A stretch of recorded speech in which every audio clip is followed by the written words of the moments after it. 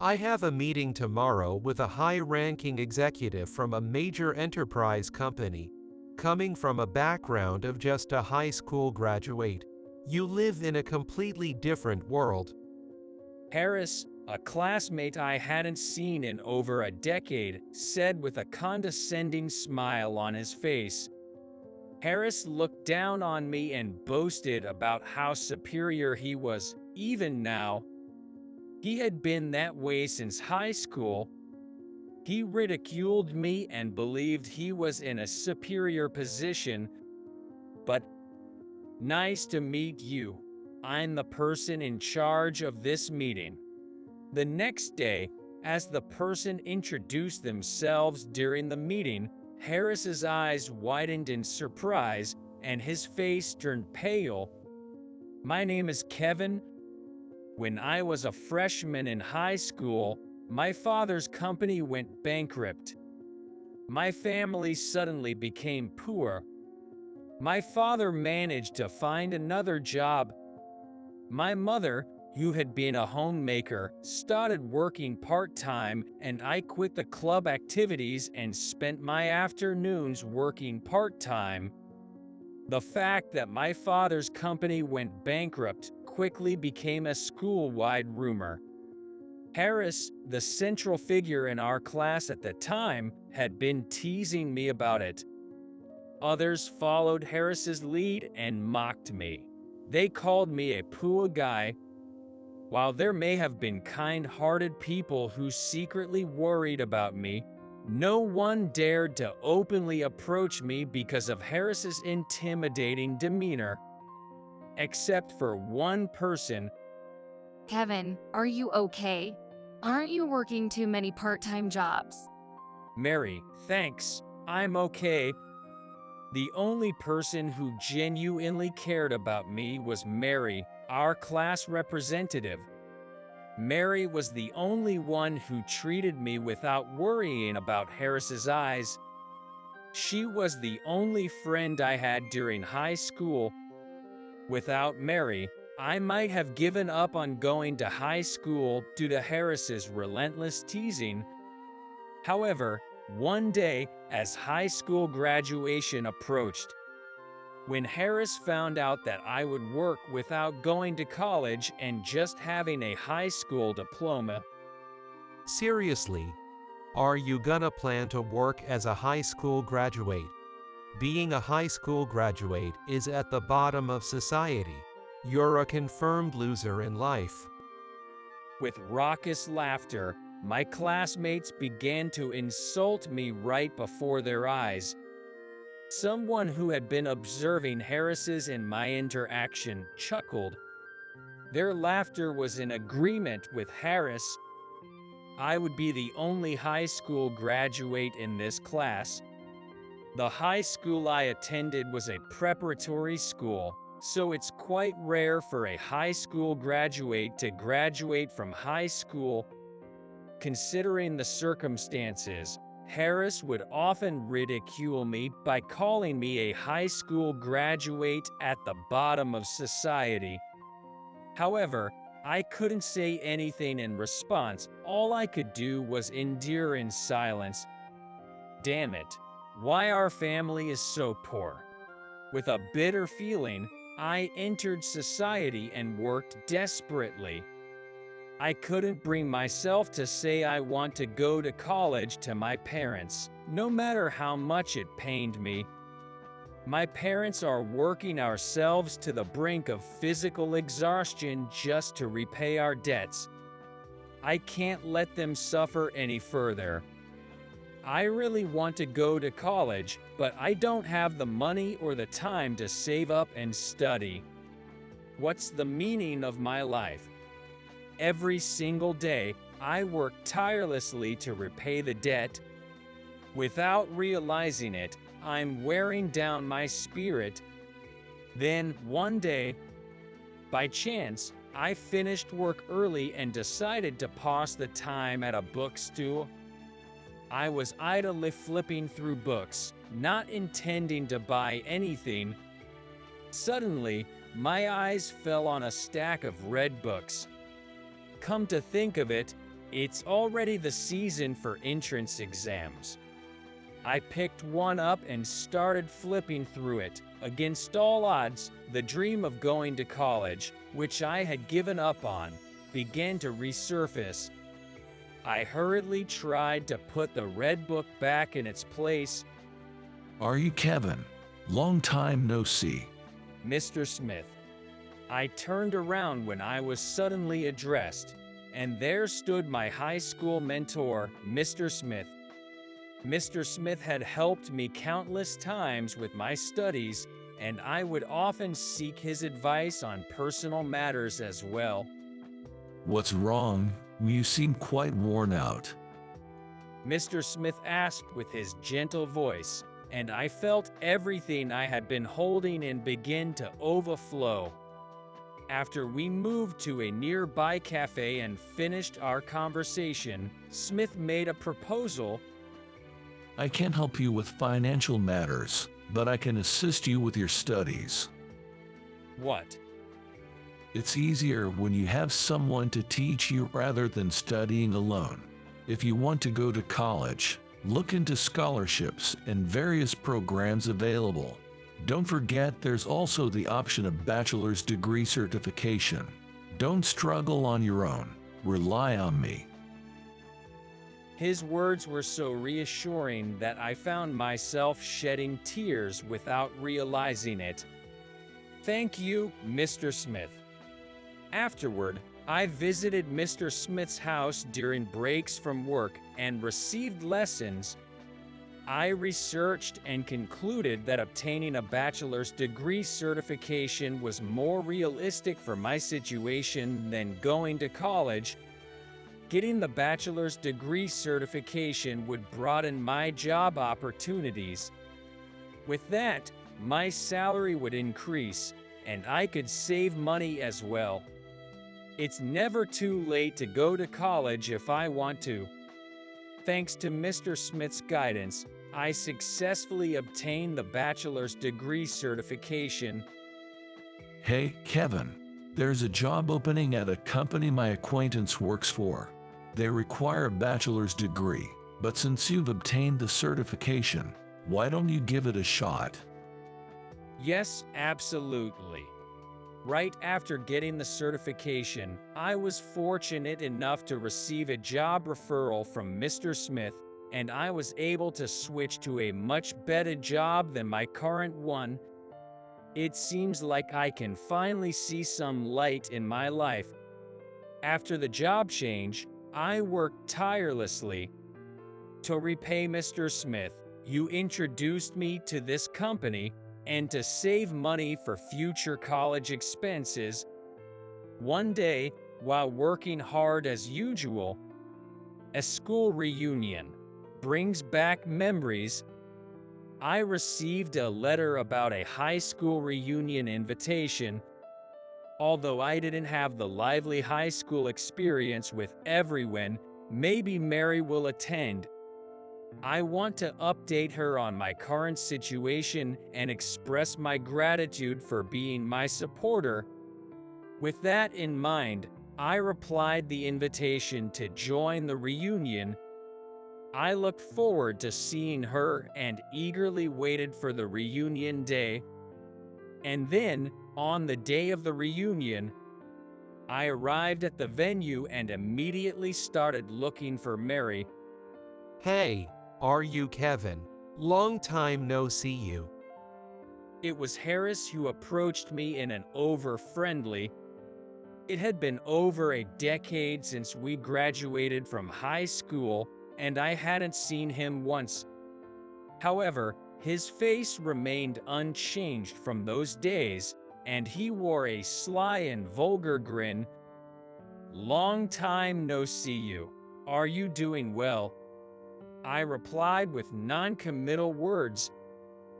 Yo, you seem to be doing well too. What have you been up to since high school? Oh, I see. You're working with just a high school diploma, right? Your life must be tough, isn't it? While pretending to sympathize with words, he kept that unpleasant smile on his face. I enrolled in the Harvard University and got a job at a major company. You know about it, right? It's called More Enterprises. You must have heard the name, right? More enterprises. Well, I've heard of it. Harris chuckled proudly. I have a meeting tomorrow with a high-ranking executive from a major enterprise company, coming from a background of just a high school graduate. You live in a completely different world. Then, in a familiar manner, he put his arm around my shoulder. You know, how did you even manage to come to this reunion? Everyone else here has a college degree. You're the only bottom-tier high school grad. The social underclass doesn't belong in this gathering. Just go home. I did get a bachelor's degree certification, but I hesitated to reply him. However, before I could speak, Harris's arm around my shoulder was forcibly removed by a third party. Harris, could you please not bother Kevin? Damn. The class rep is as uptight as ever. Let's go, Kevin. Saying that, the one who took my arm was the grown-up Mary. She separated me from Harris and turned to face me. Long time no see you, Kevin. Are you doing well? Mary, yay, I've been doing well. How about you? I'm doing great. Hey, what have you been up to since graduating from high school? Tell me all about it. Afterward, the two of us exchanged updates on our lives and got animated in our conversation. In the midst of our chat, we discovered that we both enjoyed camping, and we made plans to go camping together in the near future. Well then, let's exchange contact information and also our social media accounts. This way, we can stay in touch anytime. Yay, that sounds good. I'll think about some camping locations for us. Great. I'm looking forward to it. Although the reunion had been slightly interrupted, I had successfully reconnected with Mary as originally intended. Furthermore, we had made plans to go camping together. Unexpectedly, it turned out to be a rewarding experience, and I returned home in high spirits. I was feeling a bit down when thinking about work tomorrow, but looking forward to the plan with Mary makes me feel like I can do my best. Tomorrow was a work day, and there were important negotiations scheduled. So, I tried to suppress my excitement and went to bed early to prepare for the next day. And then, the next day, for this negotiation, the representative from the other company had come to our office to give a presentation. I entered the prepared meeting room and greeted the representative for the first time. Nice to meet you. I'm Kevin, the one in charge of this project. Thank you for being here. I extended my business card as I greeted, but there was no response from the other side. Done. Is something wrong? My boss, who was present, asked the other person with a puzzled expression. That other person was. Why? In a small voice that only I could hear, he muttered. It was understandable that the other person was surprised. After all, today's negotiation partner was none other than me, the person Harris had ridiculed so much during our high school days. Yes, the person I was negotiating with today was Harris. The super high-profile executive that Harris was boasting about yesterday was actually me. I had suspected it when I heard his story yesterday, and it turned out that he was indeed my negotiating partner today. Afterward, with a pale face, Harris stumbled over his words, and his coworker, Johnson, who had accompanied him, provided support. Ultimately, Johnson took the lead in the presentation, and after the negotiation, Hey, come over here for a moment. Harris secretly called me over and led me to a secluded corner of the hallway.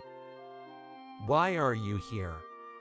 While Harris still didn't quite grasp the situation, I let out a big sigh and patiently explained everything from scratch. I explained how I had obtained the bachelor's degree certification under Mr. Smith's guidance while working, how I got a job at a super high-profile company through Mr. Smith's referral, and how I had worked diligently to repay Smith and eventually even got promoted to department head. After I finished explaining everything, Harris let out a deflated voice and said, "I can't believe it." I could see the shock on Harris's face as he realized that he was actually in a position lower than mine, despite looking down on me all this time.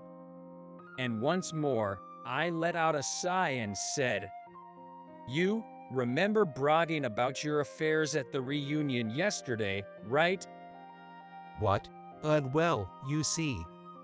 At our company, we have a strict policy against infidelity.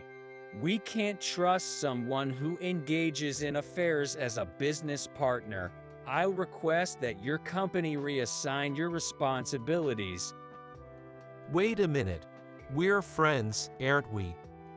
Harris clung to me and said that, so I couldn't help but laugh.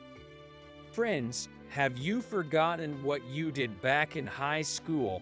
It's convenient how you conveniently forget your past actions. My only friend is Mary. You're just a classmate, not a friend. I said this and shrugged off his arm. Harris could only watch me leave with a look of despair. Afterward, I requested that Harris be removed from his responsibilities along with his infidelity. However, this situation escalated into something unexpected. Turns out, Harris's affair partner was the receptionist at one of our business partners, and Harris's wife happened to be his superior. Harris's wife was furious when she found out about the affair. She contacted the HR department, and it seems Harris received both a transfer and a demotion as a result. Getting involved with a colleague's wife and angering his own boss, Harris found himself with no place left within the company. Perhaps retirement is just a matter of time for him. I heard his wife is in the process of divorce and seeking alimony. The person who told me this was Harris's coworker, Johnson, who was newly in charge. It seems that Johnson's performance in the presentation that day had been highly praised. Harris had been using him as a pawn, and Johnson was relieved when Harris was no longer around. Thanks to the talented Johnson, the negotiation was successfully concluded. I look forward to future dealings. Even though work keeps me busy and can be challenging every day, I find it very rewarding and enjoyable. Next week, I'll be going camping with Mary, and despite the hectic schedule, there's a sense of fulfillment. I owe this kind of life to Mr. Smith. I'll continue to do my best to live a life I can be proud of, just as my teacher would expect.